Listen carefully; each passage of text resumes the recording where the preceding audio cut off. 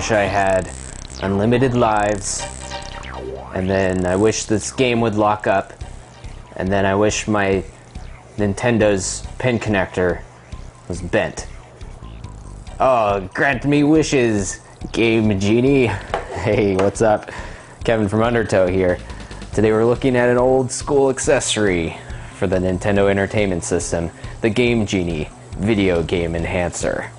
Made by Codemasters and distributed by Galoob. So that's right, this is a video game enhancer. In case your games weren't awesome enough already, Game Genie makes them even better. Better performance. So this is a kind of weird little cartridge mod that allows you to kind of mess with your NES games. So you put this end into your game deck and then the game cartridge onto the other end. And then when you start up your Nintendo, a screen loads up where you can enter, some random letters and numbers as their game codes that do a variety of different things.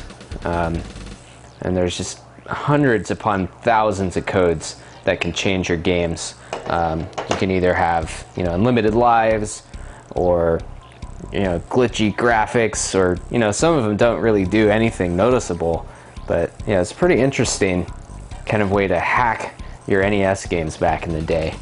Could Super Mario Bros. 3 be any more super? Or maybe we need to enhance Fester's Quest. I don't know, that's just not possible. Fester's Quest is just too perfect. How could you make Fester's Quest any better? So let's put one of these on here. That's the cartridge end. So that slides in like that. So we've got our game attached to the Game Genie here, and it slides into your Nintendo like so. And one kind of issue with these things is, of course, the cartridge can't go down anymore. So what ended up happening is the Game Genie can easily bend the pin connectors on your NES. And don't even think about trying to fit it into a top-loading NES. You'll have some problems. You'll have to take stuff apart to get that to work. But yeah, so that's one reason you might be a little skeptical to put this thing in there. You can definitely cause some damage. And don't fret about this NES. He hasn't worked for many years, so we can bend him all we want. So this is the first Game Genie that came out. They also made them for Game Boy, Game Gear, Super Nintendo, and Sega Genesis. But there was a pretty interesting legal battle with this one, as when it first came out, Nintendo sued Galoob as it claimed it was making derivative works of their games. And it's a court case they actually lost, so Game Genie was put back on the market afterwards.